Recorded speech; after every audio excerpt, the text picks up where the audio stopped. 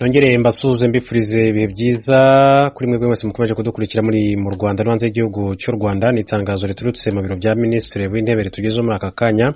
Nyuma y'aho ku munsi tugarutse ku itangazo nabwo ryari riturutse mu biro bya Minisitiri w'Intebe yari amaze kwirukana abayobozi bagera kuri batatu bari basanzwe bayobora urwego rw'igihugu rushinzwe imirimo imwe n'imwe ifitiye igihugu akamaro rura. Akaba rero ari itangazo rindi ritunguranye muri aka kanya rishyiraho umuyobozi w'agateganyo ugomba kuba ayobora iki kigo cya rura cyangwa se urwego rw'igihugu rushinzwe imirimo n'imwe ifitiye igihugu akamaro rura. Akaba ushyizweho ari witwa Engineer Emile Patrick Baganizi.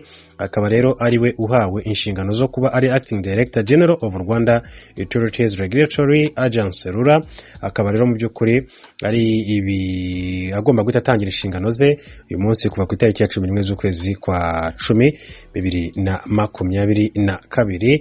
Ni itangazo rero navuga ko rije ryunganira iryo twabagijeho ku munsi w'ejo ryirukanaga abayobozi bagera kuri batatu bari basanzwe bayobora rwa rwego rw'igihugu rushinzwe imirimo imwe n'imifitiye igihugu akamaro. Hanyuma dukomeje kuturebera hamwe n'andi makuru atandukanye akomeje kugenda avugwa. Reka mbabwire yuko Madame Jeannette Kagame yagaragaje ihohoterwa n'ibiyobyabwenge nk'ibikibangamiye iterambere ry'umukobwa mu Rwanda. Madame Jeannette Kagame akaba yashimiye ko hari intambwe yatewe mu kugera ku buzima bwiza n'iterambere ry'umwana w'umukobwa, ariko hakiri ibikenewe gukorwa mu nzira birimo mu by'ukuri abahohoterwa, abasambanywa n'abishora mu biyobyabwenge bikabangiriza ubuzima.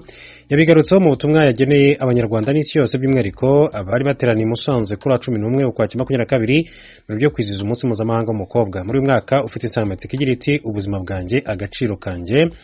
Ni umunsi wizihijwe mu gihe hakiri ibirantega mu kubungabunga ubuzima bw'umwana w'umukobwa no kumuteza imbere, birimo abangavu bagiterwa inda, abatabasha kwiga ku mpamvu zirimo izituruka ku makimbirane mu miryango n'ibindi.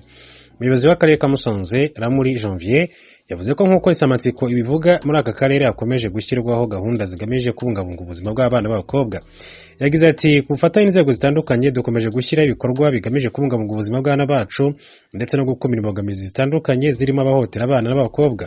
Muri izo mbogamizi Meya Ramuri akaba yavuze ko harimo kuba hari abagabo n'abasore basambanya abana b'abakobwa, aho nk'umwaka ushize w'ingengo y'imari hari abagera ku 179 basambanyijwe bagaterwa inda, mu gihe mu mezi agera kuri 3 ashize amaze kugaragara abagera kuri 54. Aya makuru turatangure muri Uganda. Lieutenant General Kayanja Muhanga yari umuyobozi w'ingabo za Uganda zarungitswe mu gikorwa cyo kurwanya umurwi wa ADF muri Repubulika Demokarasi ya Kongo. Avuga ko asize bageze ku migambi yabo yose. Ni inkuru dushikirizwa na mugenzi wacu Ignatius Bahizi ari muri Uganda. Inshingano nsha za General Muhanga zazanye n'izamurwa mu ntera mu gisirikare. Yavuye ku ipeti rya General Majoro agirwa Lieutenant General mbere yo gusezera ku kazi kasanganywe muri Kongo ko kuyobora ibikorwa by'ubufatanye hagati y'igisirikare cya Kongo n'icya Uganda kuva mu kwezi kwa 11 umwaka ushize. General Muhanga yabwiye abanyamakuru ko ADF imaze kuneshwa. ADF has been defeated in most of the minor camps where they had stayed for decades in Eastern DRC. ADF twabatsinze mu nkambi zabo nkuru aho bari bamaze imyaka 70 muri Repubulika Iharanira Demokarasi ya Kongo. Itumanaho ryabo twararisenye kandi imiyoboro yabo yo gushaka no gutunga ibikoresho n'abarwanyi nayo twarayisenye. Muri rusange intego zacu tumaze kuzigeraho. Turi mu gice cya gatatu cyo kurangiza akazi n'intego zacu zose. Nyuma yaho niho ibikorwa bizahagarara. The operation will be ended.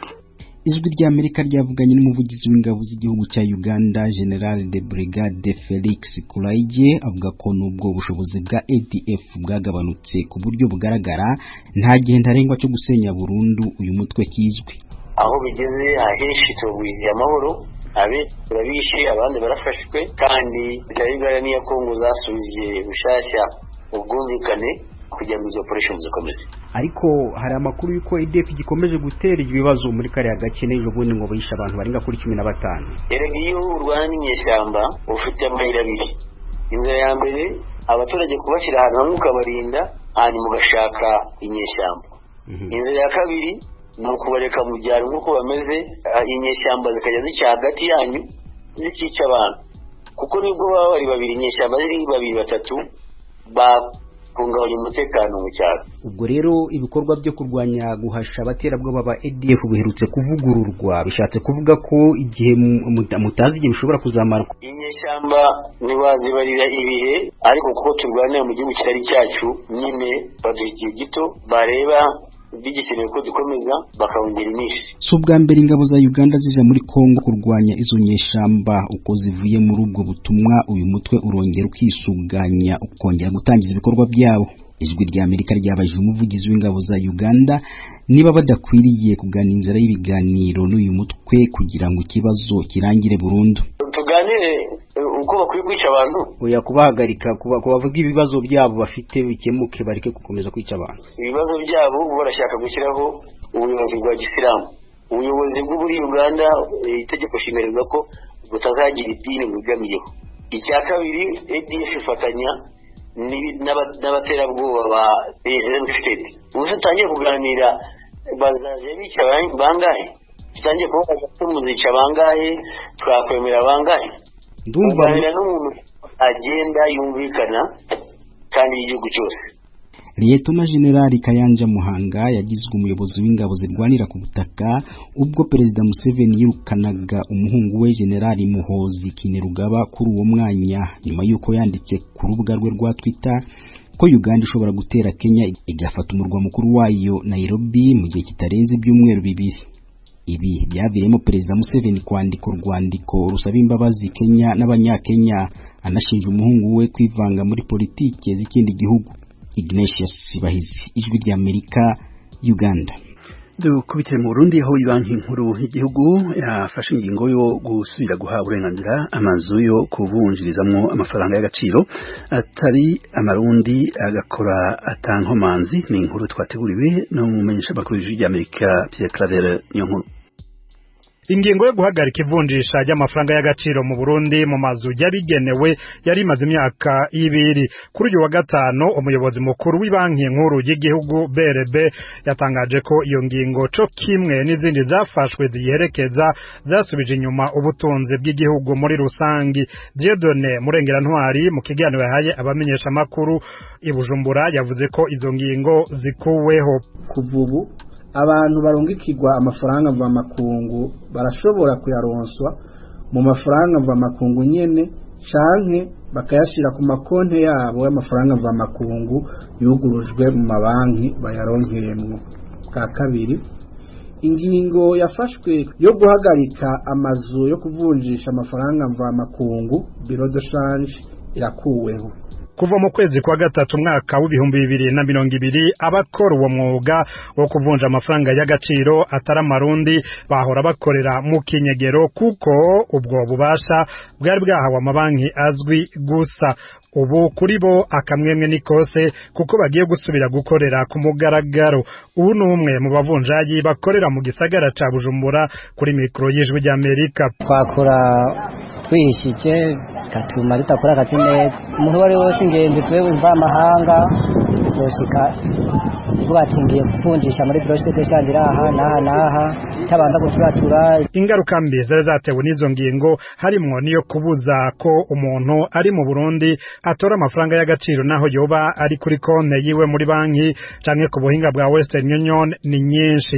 Gabriel Banza Witonde, umwe mu banyepolitika akiri muto atwara umugambwe APDR, yiganiye Ijwi rya Amerika ko ari ubusuma bwasa nuko bwahawe indaro. Aratanga akarorero azi neza. Umuntu arungitse nk'amadolari 10,000 muri banki cyangwa muri BRB basanga baguhaye miliyoni 21, ariko ku masoko yande abita marché noir wasanga ari miliyoni 34.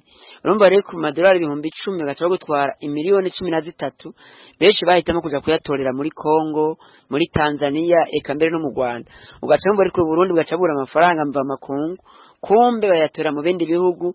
Ikindi cyari gize ikibazo nuko wasanga kwaya masoko bita marché noir harabayavunja benshi kandi batari yikore. Umuhinga mu by'ubutunzi Faustin Kumana atwara ishami ry'ubutunzi Parsem abona ko gukuraho izo ngingo bizotuma n'amafaranga y'agaciro nk'amadolari yiyongera mu gihugu, naho impingi kiri ndende kuri ico kibazo. Yego amadovize yari yabuze kubera ibijanye n'iyava ibyo dushorera hanze imfashanyo ibyo byaragaragara canke abagwiza tunga ashobora kwinjiza amahera y'amadovize ngaha mugabe ikintu cyari cyaratangaje haje hafatwa ingingo ubona yuko ari ingingo zituma hari nk'umugu ushaka kwizizira ibintu byo gutunganya ikibazo cy'amadovize kumbure ku nyungu zako ni ukuvuga yuko umwidegemvye mujanye n'amadovize usubiye ajya adaciye muri izo nzego za leta ngo mwikawa canke n'ibiki acasubira kwinjira mu mwidegemvye abantu bagira amakonte yabo amadovize akinjira ku makonte berbe izuba yaronzoheza ishobore gusahiriza ku masoko. Ishami rikome rigwanya ibiturire n'abanyonora amatungo ya leta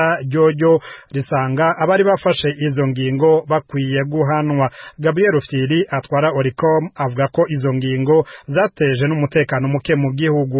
Abantu bafata ingingo mbi nk'izi zigira nabi igihugu ugacumye ngo ni ibintu bisanzwe ntibikwiye kuza biraherera ngaho nabone bakwiye kuza barabibazwa kuko hariho amategeko ahari ivyo no kuza barabimenya ko umuntu aronse ubutegetsi aronse ubutware ataba aronse guhonyanga no guhonyora abanyagihugu ahubwo bakwiye kugira ngo abashigikire abantu bavunjiriza amafaranga mu kinywabi ni ibintu biteza n'umutekano muke. Ibanki nkuru y'igihugu c'u Burundi yahamagariye n'abandi bifuza gushira imita yabo mu gisata co kuvunja no kurungika amafaranga y'agaciro kudatinya kuko ari kimwe mu bisata biteza imbere ubutunzi bw'igihugu.